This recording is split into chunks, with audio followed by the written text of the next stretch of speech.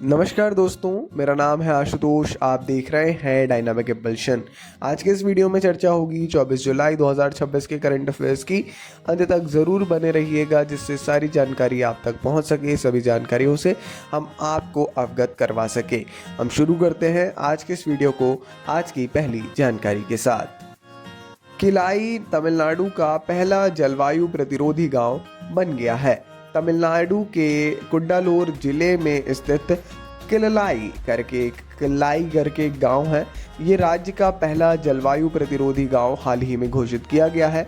पारिस्थितिक रूप से समृद्ध ये पिचावरम मैनग्रोव वन के निकट स्थित किल्लाई गांव चक्रवातों, बाढ़, तटीय कटाव, बढ़ते समुद्री जल स्तर और खारे पानी से घुसपैठ जैसे बढ़ते खतरों से निपटने के लिए सामुदायिक दृष्टिकोण अपना रहा है। किल्लाई परियोजना में वैज्ञानिक योजना, पारिस्थितिकी तंत्र संरक्षण, इकोसिस्टम का प्रोटेक्शन, बुनियादी ढांचे का लचीला विकास और कार्यान्वयन में लोगों की भागीदारी जैसे सिद्धांतों को शामिल किया गया है ताकि जलवायु के प्रति लचीलापन बढ़ाया जा सके और आजीविका के साधनों को बनाए रखा जा सके। तो ज़रूरी है इसके बारे में पढ़ना, थोड़ा सा जानना। किल्लाई ये गांव है तमिलनाडु का, कुड्डालोर जो जिला है वहाँ पे। तो भारत का पहला ऐसा जलवायु प्रतिरोधी गांव है। जलवायु परिवर्तन एक बहुत बड़ी समस्या, बहुत बड़ी समस्या है। इससे निपटने के लिए निरंतर प्रयास चल रहे हैं, कई दिखावे भी चल रहे हैं। तो एक ही किल्लाई का करंट अफेयर्स में इम्पोर्टेंट नाम आया है। बढ़ते हैं आगे, देखते हैं अगली जानकारी को। हाल ही में भारतीय नौसेना ने आत्मनिर्भर भारत के तहत आईएनएस मालवन को शामिल किया। भारत ने आईएनएस मालवन को अपने सैन्य सेवा में शामिल कर लिया है। यहाँ माहे श्रेणी का दूसरा पनडुब्बी ये जो है माहे श्रेणी का दूसरा पनडुब्बी रोधी उथले जलपोत ये है। 22 जुलाई 2026 को कारवार में लॉन्च किया गया यह स्वदेशी युद्धपोत आत्मनिर्भर भारत अभियान के तहत रक्षा क्षेत्र में आत्मनिर्भरता की दिशा में भारत की प्रगति का प्रमाण है। एक चीज़ आपको बता दूं, वर्तमान समय में ये एक बहुत बड़ा बड़े स्तर पर काम चल रहा है। आईएनएस का बहुत ज़्यादा हम देख पा रहे हैं कि बन रहे हैं इंडियन नेवी शिप्स, इंडिया में ही बिल्ट हो रहे हैं, है ना। 80% से अधिक भारतीय घटकों से निर्मित यह आईएनएस मालवन पनडुब्बी रोधी युद्ध, बारूदी सुरंग रोधी युद्ध, जलमग्न निगरानी और तटीय सुरक्षा को मजबूत करने में सहायक होगा। एक बहुत बड़ी जानकारी है, एक बहुत बड़ी बात है भाई भारतीय नौसेना के लिए, है ना। तो इंडियन नेवी निरंतर ही ये मेक इन इंडिया वाला जो जब से चल रहा है रक्षा के क्षेत्र में, तब से हम न्यूज़ में ही समझ सकते हैं कि एक बड़े स्तर पे बदलाव ये हुआ है। आगे बढ़ते हुए अगली जानकारी, समुद्र प्रदक्षिणा।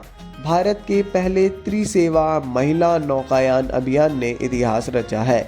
समुद्र प्रदक्षिणा ये भारत की तीनों सेनाओं की महिलाओं द्वारा किया गया पहला विश्व भ्रमण अभियान है। ये माननीय रक्षा मंत्री राजनाथ सिंह ने भारतीय सेना, नौसेना और वायुसेना की 9 महिला अधिकारियों के दल का मुंबई में भारतीय सेना के नौकायन पोत त्रिवेणी की सहायता से स्वागत किया। लगभग 314 दिनों में ये पूरा हुआ अभियान। इसमें 9 महिलाएं गई थी, है ना, मतलब 9 महिला अधिकारी जो थी इसमें शामिल थी। ये 4 महासागरों में लगभग 25,000 मील दूरी तय करते हुए देश की समुद्री क्षमता के साथ साथ नारी शक्ति और तीनों सेनाओं के सहयोग की मजबूती को दर्शाता है। समुद्र प्रदक्षिणा से तात्पर्य भारत की पहली त्रिसेवा संयुक्त समुद्री यात्रा से है, जिसमें भारतीय सेना, भारतीय नौसेना और भारतीय वायुसेना की महिला अधिकारियों ने भाग लिया था। कहीं ना कहीं एक जानने योग्य, एक इम्पोर्टेंट जानकारी है, ज़रूर इसके बारे में आपको पढ़ना चाहिए। तो एक मतलब नाम भी ज़रूरी है, समुद्र प्रदक्षिणा। 9 महिला अधिकारियों ने विश्व भ्रमण किया है, सोचिए पहली बार, है ना। आगे बढ़ते हुए NSA हमारे नेशनल सिक्योरिटी एडवाइज़र, राष्ट्रीय सुरक्षा सलाहकार हैं अजीत डोभाल को प्रतिष्ठित लोकमान्य तिलक राष्ट्रीय पुरस्कार 2026 से सम्मानित किया जाएगा। राष्ट्रीय सुरक्षा को मजबूत करने में उनके योगदान के लिए 2026 में इस लोकमान्य तिलक राष्ट्रीय पुरस्कार से सम्मानित किया जाएगा। ये घोषणा 21 जुलाई को हुई है तिलक स्मारक ट्रस्ट द्वारा, है ना। इनकी खुफिया और राष्ट्रीय सुरक्षा के रणनीतिक प्रबंधन के क्षेत्र में लंबी सेवाओं के लिए ये की गई है। पुरस्कार समारोह 1 अगस्त 2026 को पुणे, भारत में आयोजित किया जाएगा, जहां उन्हें केंद्रीय मंत्री अमित शाह द्वारा पुरस्कार प्रदान किया जाएगा। अभी तो ऐसी घोषणा की गई है, तो एक अच्छी बात है, इम्पोर्टेंट जानकारी है, ज़रूर इसके बारे में आप थोड़ा पढ़ सकते हैं। अलग अलग ऐसे पुरस्कार जो निरंतर दिए जाते हैं वो एक इम्पॉर्टेंट रोल प्ले करते हैं आपके एग्जाम पॉइंट ऑफ व्यू से, है ना। तो इसके बारे में भी आप थोड़ा सा जो है आराम से पढ़ लीजिएगा, ठीक है ना। चलिए जी, बढ़ते हैं आगे, देखते हैं अगली जानकारी को। हाल ही में माननीय राष्ट्रपति मुर्मू ने उत्तरी मैसेडोनिया में महात्मा गांधी की प्रतिमा का अनावरण किया है। माननीय राष्ट्रपति द्रौपदी मुर्मू ने उत्तरी मैसेडोनिया, इसके स्कोपजे शहर है वहाँ पे के संग्रहालय में महान हमारे महात्मा गांधी इनकी महात्मा गांधी जी की प्रतिमा का अनावरण किया है। ये प्रतिभा शांति, अहिंसा और मानवता के आदर्शों को बढ़ावा देने के प्रति भारत की प्रतिबद्धता को दर्शाती है। ये कार्यक्रम उत्तरी मैसेडोनिया की राष्ट्रपति गोर्डाना सिल्जानोक्सा के दावकोवा की उपस्थिति में आयोजित किया गया। माफ़ करिएगा, नाम पढ़ने में थोड़ा सा यहाँ पे मिस्टेक हुई। और ये दोनों देशों के बीच संबंधों में एक महत्वपूर्ण विकास था।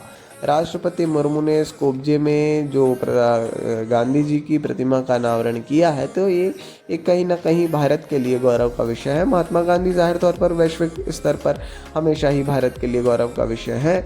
यूरोप के अपने 3 देशों के दौरे के हिस्से के रूप में उन्होंने वो जब गई थी यहाँ पे हमारे उत्तरी मैसेडोनिया गई थी, तो वहाँ की राष्ट्रपति के साथ में उन्होंने जो है इस प्रतिमा का अनावरण किया है। बढ़ते हैं आगे, देखते हैं अंतिम जानकारी को। भारत ने 99.6% रेल विद्युतीकरण हासिल किया और विश्व का दूसरा सबसे अधिक विद्युतीकरण रेल नेटवर्क बन गया है। एक इम्पॉर्टेंट जानकारी है, हाल ही में भारत ने अपने रेलवे आधुनिकीकरण अभियान के तहत एक ऐतिहासिक उपलब्धि हासिल की है, जिसके तहत उसने अपने ब्रॉड गेज रेल नेटवर्क के 99.6% हिस्से का विद्युतीकरण कर दिया है। इसके साथ ही भारतीय रेलवे स्विट्जरलैंड के बाद विश्व के सबसे अधिक विद्युतीकृत रेलवे प्रणालियों की सूची में दूसरे स्थान पर आ गया है। रेल मंत्रालय द्वारा 22 जुलाई 2026 को जारी की गई यह रिपोर्ट विश्व के सबसे तीव्र और सबसे बड़े रेलवे विद्युतीकरण कार्यक्रमों में से एक को उजागर करती है। सोचने वाली बात है, केवल 0.4% है जो इलेक्ट्रिफाइड नहीं है, और उसका कुछ कारण है और या तो प्रगतिशील है। तो एक बड़े स्तर पे मतलब एक पॉजिटिव सकारात्मक जानकारी है। कहीं ना कहीं लंबे समय से इसमें काम तो चलता हुआ नज़र आ रहा है और विजिबल भी है ये चेंज, ये वाला चेंज तो विजिबल है। खैर चलिए जी, ये थी आज के इस वीडियो की अंतिम जानकारी। अपन मिलेंगे कल सुबह 6 बजे ऐसी ही जानकारी के साथ में। जो भी आप एग्ज़ाम की तैयारी कर रहे हैं, definitely that matters a lot for you and for us also. So we are preparing कि हम आपको बेस्ट कंटेंट प्रोवाइड कर सके, और हमारा प्रयास रहेगा कि आपको उत्कृष्टतम और उच्चतम श्रेणी का कंटेंट प्रदान करें। बहुत बहुत धन्यवाद जी, मिलते हैं कल सुबह 6 बजे। मस्ते डायनामिक इम्पल्शन।